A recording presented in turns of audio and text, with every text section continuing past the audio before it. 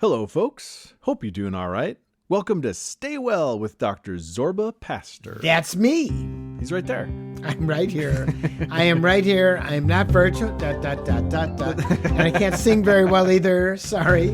Oh, that's pretty good. I think you're pretty good. All right.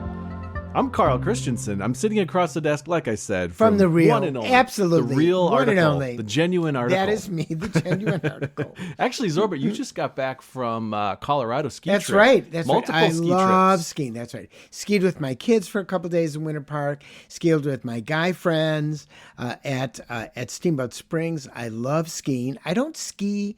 Well, I don't ski the runs I used to ski. I used to ski the easy blacks, all the blues, the blue blacks, and the greens. And what I've noticed is basically it's a graph. The older you get as you're going up, the less you ski the steepies. At least for me. Because I'm like a blue skier and I could do some of the blacks. So, but you've got to go with your strong suit. And the strong suit is at the age of 78.5. That's my age. Yeah. 78.5. I can still get on the snow, have a good time. And when I fall, guess what? What? I can get up. You can get up. That's important. Skiing's You've got to be able to get up when you fall, because I generally fall on the flats, and then people stop by and say, "Can I help you?" And years ago, I would say, "No, I can get up by myself." And now I say, "Sure, can you help me?" And then I also tell them, I'm almost 79, and they go, "Wow, you don't look a day over 78." No, they don't actually say that. They say you look like 78.5 is what they usually say. But actually, I do tell them, like when this guy came over and helped me, I said, "Thank you very much." I said, "I'm skiing, I'm a little over 78. And he said, "Wow, you're still on the hill. Let me help you." And people like that idea. Everyone wants to, on the ski hill, people want to help one another, unless they're like 14. Right. Maybe even 14-year-olds anyway. Well, let's get on with the show. Yeah. Anyway, the snow was great. Yes. You've got to continue with your strong suit, but you may have to alter what you're doing. Well, like I used to jog. I don't jog anymore because my joints are old. Yeah, I don't want to jog. Right. But I walk. Yeah. My joints are good for walking. How about you? I ski. I try to get out like once or twice a year. Yeah. I haven't. Have I gone this year? No, I haven't. I love it. It's so fun. It's harder to get out. Right now, my kids are learning how to ski and snowboard. They're having a good time. But so do you board or do you ski? I ski. Both the kids are skiing. Now my 10-year-old is snowboarding. He actually went out last night. He's taking lessons. And he came back. It was like his fourth lesson. He's like, "Dad, we're doing blue squares now." He's really excited. And he's like, "Hey, and we were watching some guy do what are those potholes called?" I was like, "Moguls?" He goes, "Oh, yeah. Love that he called them potholes." He's like, "They're not potholes?" They're moguls. That's a different thing. It's funny. Yeah. They're moguls. He watched some guy, he was on the lift, and he watched some guy down below on the moguls just really wipe out badly. And wipe out badly. Like try to do a backflip or something and landed on his head, and they had to come rescue him. Yeah. Anyways, he was okay, it turned out. But anyways, potholes. But I was going to say, skiing's one of those weird sports where you can't you have to be in the moment. Because if you don't, if you like take your mind off what you're doing for a second, then I fall. It's dangerous. I'll fall. I mean, I'm not a skier who can ski and not concentrate on skiing. And I think that's why I like it. Yeah. I like it because my mind is on the snow and looking ahead, and I'm always trying to get better. You would think after 35, 40 years of skiing, I actually would be better, but I'm always trying to get better. I bet you're a good skier. I'm okay. Yeah. I do well. But day one, it's sort of like, why am I doing this? Because I really, kind of get it together. I'm a little mountain sick. Day two, I feel a little better. I feel like Day three, I feel like I'm really good. And if I get up to day four, it's like, wow, I feel good. And then I'm leaving. Yeah. So it's like just the same got thing going. there. Yeah. But I've got better boots. I've got better skis now. And you know what? I had a fun time. That's great. Oh, we got to get to our show. We have a huge show here. Why? Why should we get to our show? Should we just talk about? Should we just be a ski podcast from now on? All right, we're going to look at today some new studies that will illuminate you on what exercises are the best for longevity. And that's really important. I mean, we know exercise is important. I mean, I'm not telling you anything you don't know. The question is, which one, how much really makes a difference? And then how does that impact you and your life and what you decide to do? So we're going to talk about that. Sounds good. Zorba's going to help out a caller. He'll answer some listener emails. We're going to hear from the grammar cops. Ba-ba-da! And my mom's going to tell a mom joke, which Zorba always loves. If you have a question for the good doc, you can call this number anytime. This is our hotline, 608-492-9292. And email me at askdrzorba@gmail.com. That's askdrzorba. Spell it out at gmail.com. I knew where you were going.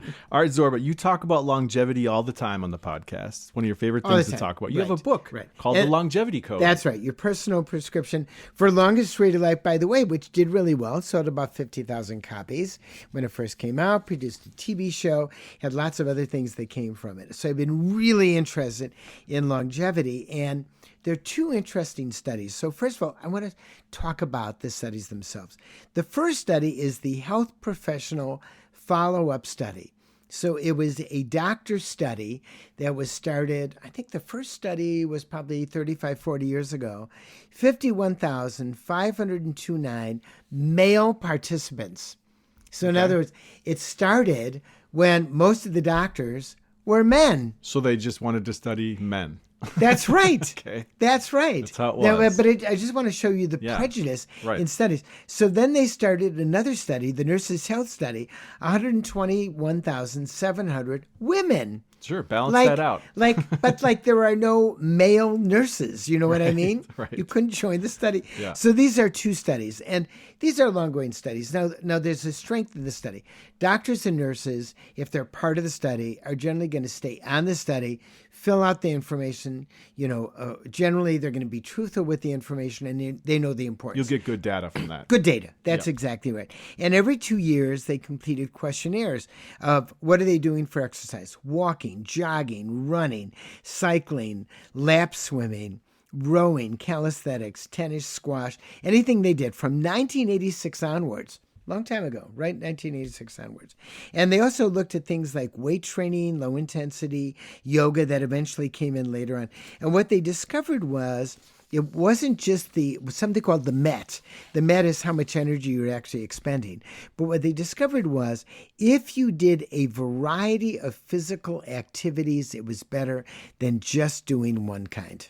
That's important. That's good to know. I think it's really important. Makes sense. Because people would go up, basically, especially in the 80s, and they would say, I'm jogging. I'm jogging 3 days a week. Well, what about yoga? What about stretching? Mm-hmm. What about weight training? What about balance? What about dancing? Mm-hmm. What about a whole bunch of different things? What about swimming? So what they discovered was that walking, by the way, was really the thing that tended to lower the risk of death, death that was before your time, by about 18%. So walking turned out to be remarkably good. Jogging in there, but as you get older, jogging's kind of harder. It gets harder, yeah. I mean, it gets harder. With joints. Your joints, because, when I would jog in my 20s, I didn't really think about my joints. But now if I were to jog, I would think about my joints. I don't do that. Not those joints. Not the 20s. Not those joints. Talking about your 20s, by the way. Oh my God, really? Your brain is going to something that's nothing to do with exercise. You set me up there, didn't you? Yes, I did. Inebriation. But anyway, moving around your body, such as playing tennis, squash, racquetball, pickleball, the newer one that's in there too, calisthenics, they had a whole variety of things. So the answer here ultimately is, when you set up an exercise program for yourself, look at variety. Yeah. Variety is not just the spice of life, that's food, but variety, according to the Nurses' Health Study and the Physicians' Health Study, is probably the best exercise you can do for your longevity. If you have a question for the good doc, you can call our hotline anytime at 608-492-9292. And by the way, I like the fact that you call me the good doc. You are the good doc. We don't want the bad doc. Yeah, you're not the bad doc. I have the good doc. Or the mediocre doc. No, not at all. And remember, guys, I've got a website, drzorba.org. Spell it out, Dr. Zorba. Everyone can spell out the word doctor, drzorba.org. And I you can have email, a tune right? for that. Did you say email? Okay. Email, askdrzorba@gmail.com. That's askdrzorba. That's me at gmail.com. I love answering them. Let's answer. Well, you'll answer, Zorba. Let's do a phone call right now. See if you can help out a caller from Pinehurst, North Carolina. Hi. Hello. How are you? I am good. And yourself? Good, thanks. Very good. So how can we help you? Well, I'm calling about my husband. He has been doing this for like the last 2 or 3 years, where he's constantly clearing his throat. Oh. Mm-hmm. Mm-hmm. And he does it quite a bit after he eats. But he still does it all throughout the day, and he does it pretty loud. Yeah. Well, how long have you guys been married? How long? Oh, we've been married 13 years. She had to think about that. How long have you been together? Let me change that a little bit more. Well, we've only been together 15 years. 15 years. Well, that counts. Yeah. 15 years. So, yeah. So, you have noticed something that a lot of people don't know about, and it has to do with GERD, gastroesophageal reflux disease. And it's very, very interesting because I suffer from it too. So let me give a little bit of history. So first of all, I tend to clear my throat. And so 15, 20 years ago, my wife Penny said, "Why don't you go see a real doctor?" As if you're not I a said, real "What do you doctor." mean? Yeah, come on. You play a doctor on the radio, play a doctor. Why don't you see a real doctor? Oh, I don't know. What do you mean? I said, so anyway, in the meantime, I had a change in my voice, and I'm really aware of my voice because I'm a radio guy. I do TV. I lecture. Went to an ENT doc, and he looked down, and there were vocal cord nodules. Now, vocal cord nodules, often you take them out because they might be cancer, but I don't smoke. I don't chew tobacco. The risk that I'm going to have cancer is minimal. And the ENT doc, a good guy in my clinic, said, "Gee, I'd like to do it, but I've got a little bit of Parkinsonism. I don't do that anymore." It sent me to another ENT doctor who said, "I have read about this, and I've read that this could be from GERD, that you're clearing your throat and the nodules." And he put me on a brand new drug, Prilosec, which is available, was expensive, twice a day. It was name brand. The vocal cord nodules completely disappeared. My voice returned to normal. And when I take the medicine, I stop clearing my throat. That's what he needs to do. Well, does he need to take it every day? Well, yes, he does. Now, let me explain a little bit about it. Prilosec and the drugs they're called PPIs, so proton pump inhibitors. Prilosec is over the counter, inexpensive, just as good as any of the others. 20 milligrams. I would initially do 20 milligrams twice a day. The first pill should be on an empty stomach because it just works better. So I tell people, get up in the morning before you brush your teeth, take your pill, and by the time you come downstairs, have your coffee or whatever, it's in your system. And then take a second pill when you go to sleep at night. So you're going to reduce the acid in your stomach. And if that works, then you go down to 20 milligrams once a day in the morning. Or if it doesn't work, then you stay on the other. And there's research that just came out because there was a fear in some studies that taking this drug every day might actually cause stomach cancer. And recent research that came out of the BMJ, literally just several weeks ago, has shown conclusively that it is not associated with stomach cancer at all. Okay. It'll really make a very big difference. So, well, if he stops having this clearing of the throat, should he then stop taking the Prilosec? Yeah. Or should he? Mm-hmm. Oh, because what happens is for some people need to take it every day. Some people need to take it when they eat certain foods, when they get up late in the morning or they stay up too late in the evening. They eat a little bit before they go to bed because if you eat between 2 hours before you go to sleep, less than that, sometimes you get more acid in your stomach. If you look up GERD, GERD, Mayo, I like Mayo Clinic's website, how to treat it naturally. You do all that stuff. But some people take it every day. Some people take it on and off intermittently. So once he experiments, he'll find out whether or not he's a daily user or not. But the main thing is he's going to feel better not clearing his throat. And you are going to feel better not hearing him clear his throat all the time. And your marriage will be successful for years to come. Yes, I hope so. Well, I'm going to tell him about this and hope that he'll do it. Well, does he follow your advice? No. Not very often. But if I tell him that you said, then maybe he will. Not bad.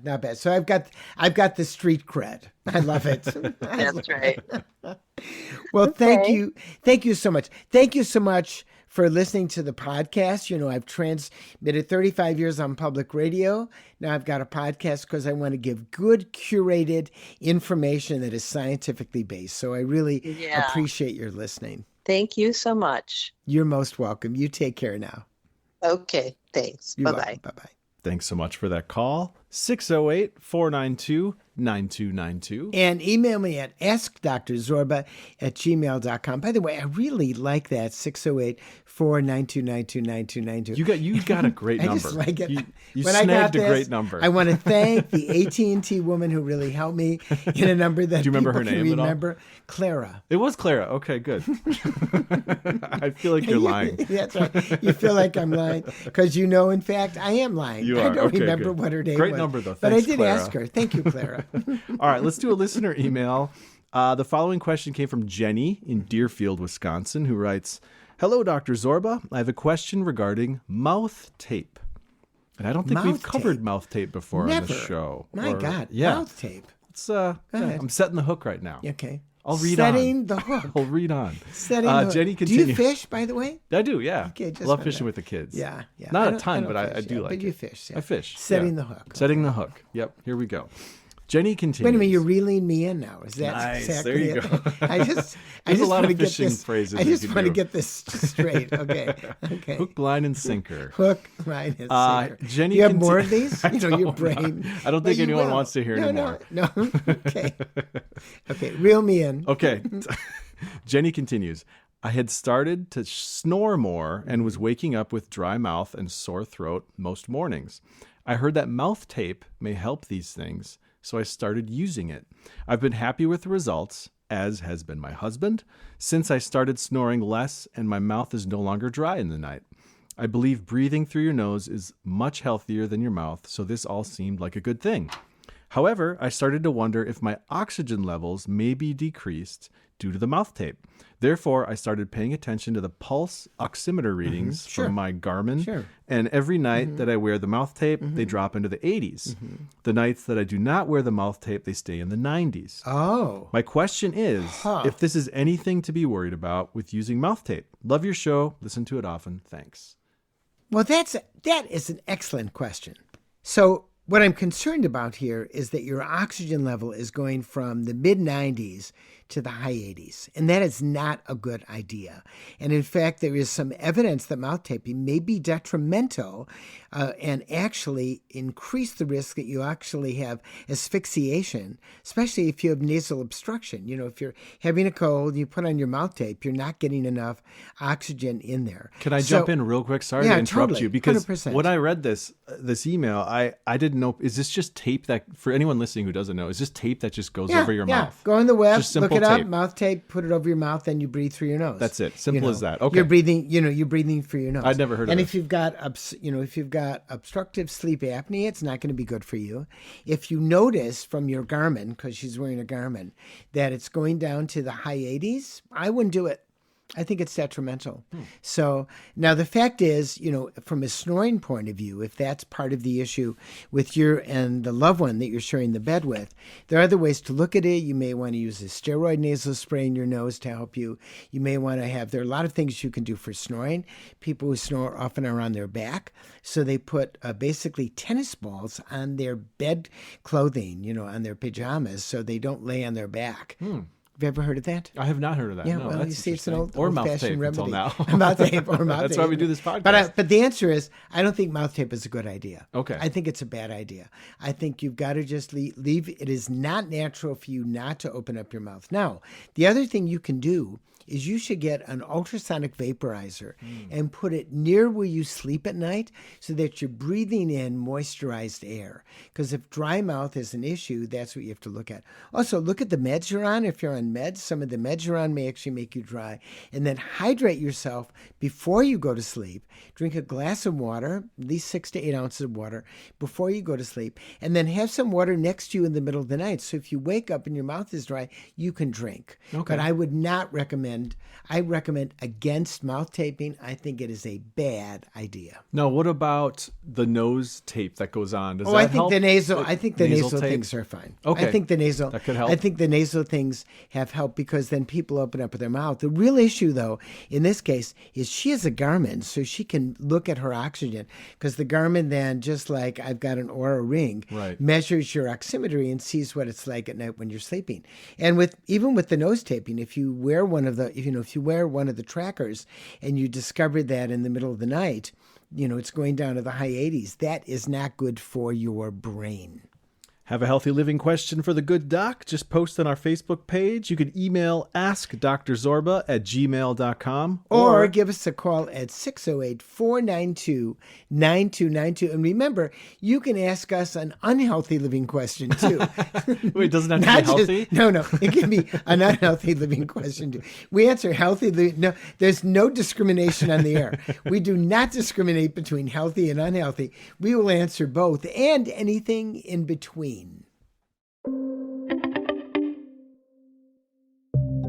Okay, Carol, we talk about how much we both love coffee, and it doesn't hurt that there are health benefits to drinking coffee as well, which is why we're partnering with Just Coffee Cooperative on this podcast. Just Coffee Cooperative is committed to transparency with their online coffee tracker.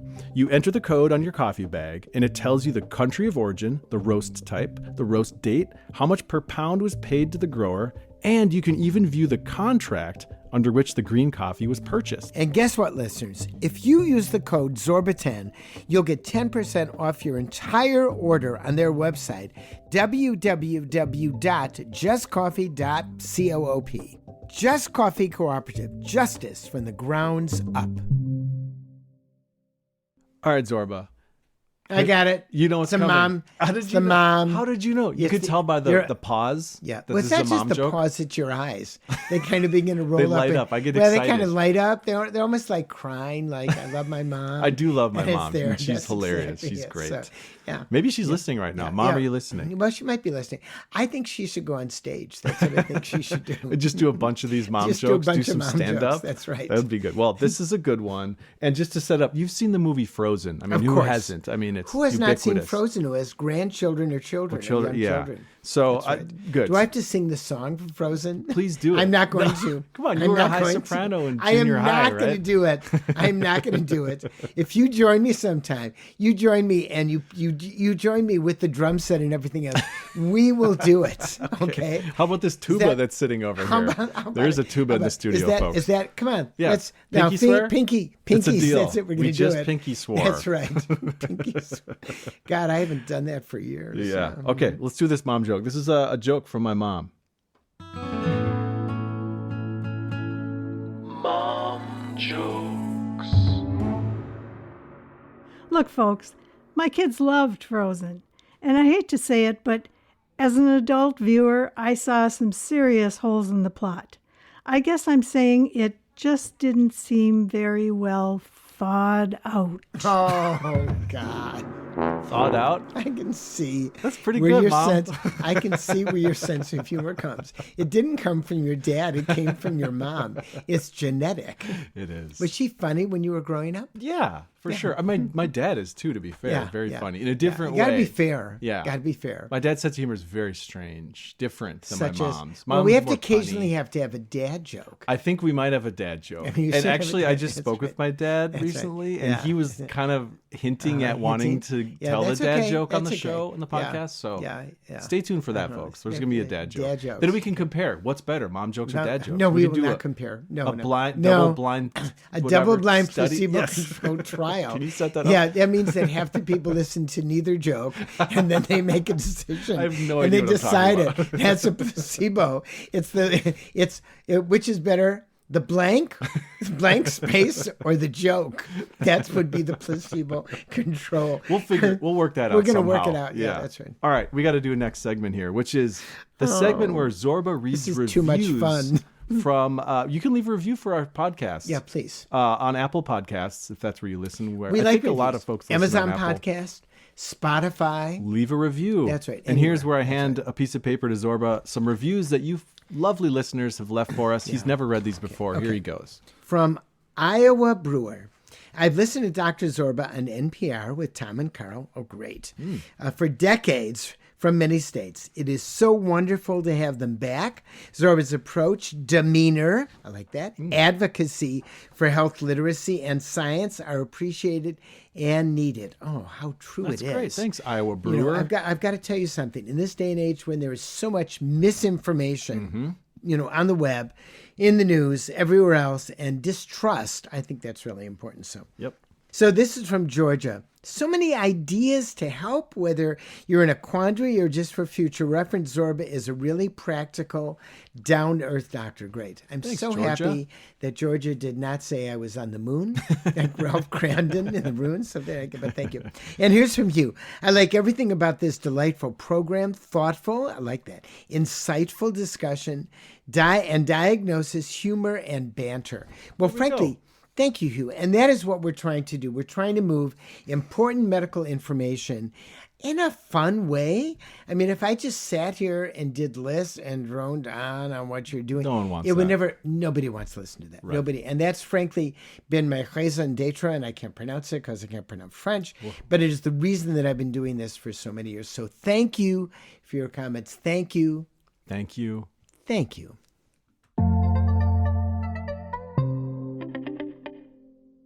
Okay, Zorba, on that old radio show we used to do eons ago, remember that one? I do. We used to do this segment called the Grammar Police, which I'm sure you remember well. But due to circumstances... They give me nightmares.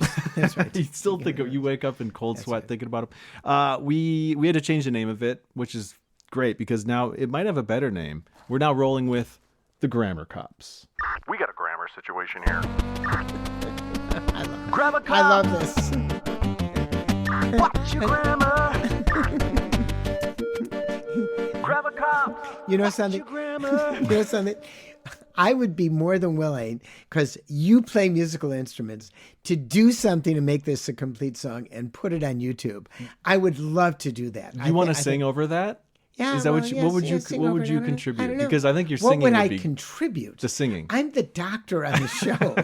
I mean, you contribute already a lot. I don't know what I could contribute. But when you I got to think about that. Yeah, I'm all for it. That'd be great. How about if I did Maracas? Maracas. I was going to say I marimba. saw his hands, folks, shaking. Maracas. So yeah, he's I shaking. can do maracas, right? That's about it. Although my left hand is really not working as well as my right hand when I do it. You know, they might be a little bit out of sync, but hey, that's the way I roll. A little maracas goes a long way. I think that'd be great. Let's look maracas, into that. Which is Yiddish. A little nachas goes a lot. That means good luck. Oh, you didn't know that. I did not know that. That's right. I don't know much Yiddish. You don't speak Yiddish. I don't. No, it's not your mother tongue. It's not. No.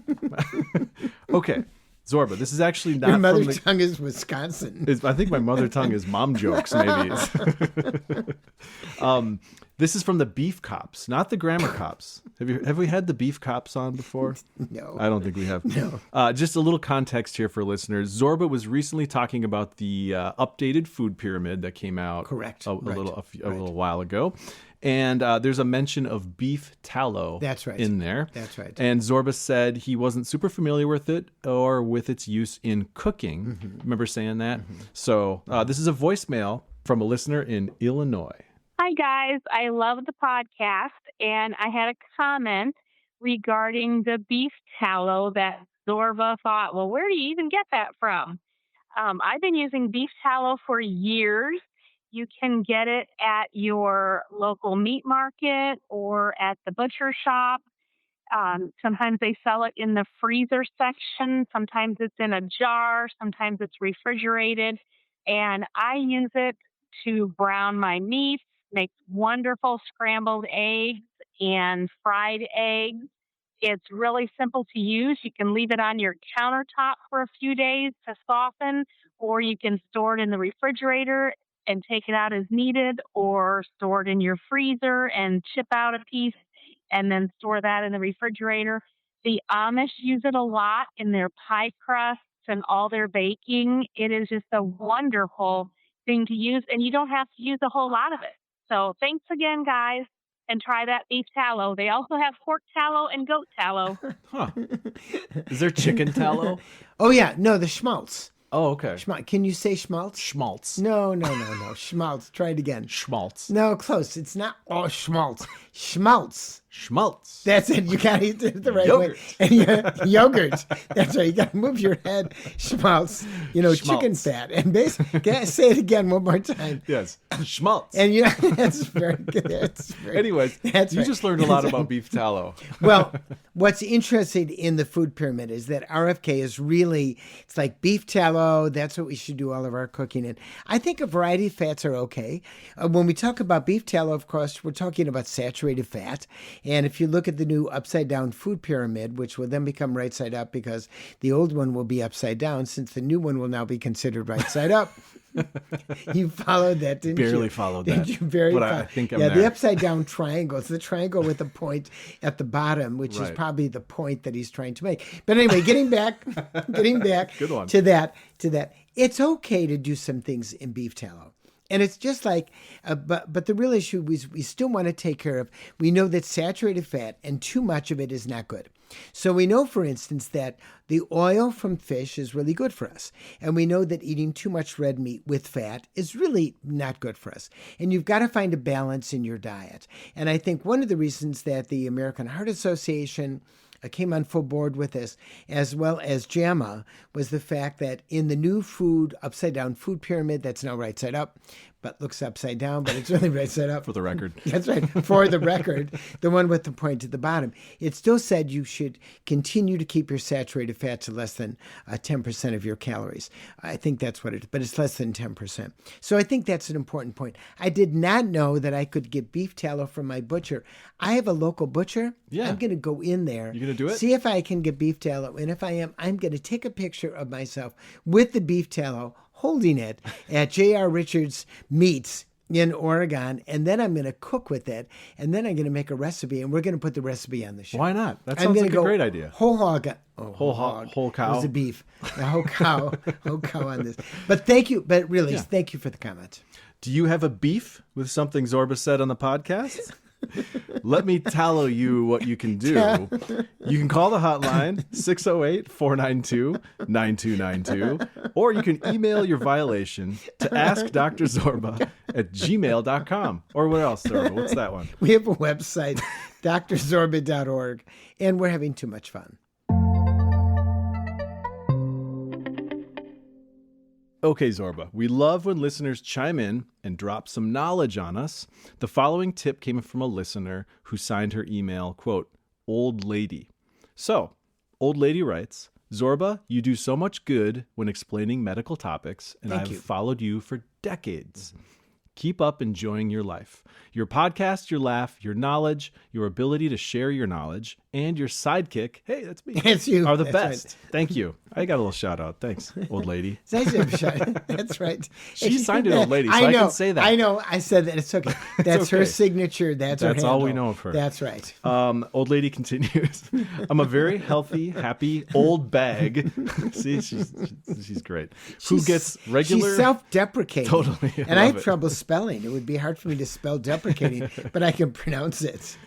I'm a very healthy, happy old bag who gets regular daily exercise. Good. I can't call you because my kids or grandkids would recognize my voice and die of embarrassment, which is why we love getting emails like this. This is great. We do. All right, Old Lady goes on. Menopause lessens a woman's desire and capability for orgasm. Mm-hmm. I've been walking several miles every day since I was 40, but walking didn't help. I've discovered Wait a minute, she's walking for orgasm? I think she's getting to it, yeah. Oh, okay. Yeah. I mean, because walking does not produce orgasm. No, but I just want to good exercise say does, that right? Or helps, maybe. Well, being healthy. Yes, but you need other things to produce orgasm. I mean, that's not just walking. That's okay. Hey, we're not just on public radio; we're in a podcast, so we can talk about orgasm. Go ahead, and not embarrass people. Please go on. Old Lady continues. I've discovered something that helps this little old lady. Group exercise using weights and also cardio exercises. Absolutely. If I had known it, I would have started 20 years ago when I went through menopause. It's not like when I was 20, but sure is better than it was when I was 60. Please spread the word and please let us know if there are any other things we can do to keep the spice in our old lady life? Well, actually, I think she brings up some really important points. When you're 18 or in your 20s, 40s, 60s, 80s, if you look at the human sexual response, which really Masters and Johnson came out back in the 60s with their book, and there's not a lot of research on this. I'm not sure exactly why. Are people embarrassed to research this or what? I think, the answer is yes. Kind of? Yeah, we're a puritanical Yeah. society, but there's just not a lot of research that is on this. But we know that there are a few things about this. First of all, we know exercise is good. We also know as we have less estrogen and less testosterone, that can make a difference in our body. We also know that women, when they have a little bit of testosterone, either by pill, that can make a difference. We know that lubrication can make a difference. There are a whole bunch of things that can make a difference. But good health, which means good exercise, eating right, and the right weight, then gives you a self-image that also helps with the orgasmic response. And in fact, I'm going to look at some research on this because I think it's a topic that generally it's a topic that I've stayed away from, and there's no reason not to do that because she even said that it is part of the spice of life, right? And the importance of sensuality. And I want to chime in on something else that's kind of interesting. As babies, we're touched all the time. With young children, you hug them all the time. Sure. For your 5-year-olds and 10-year-olds. I love it when any of my grandchildren see me and they run across the room and they have grandpa and they hug me all the time. Best, yeah. Feel good.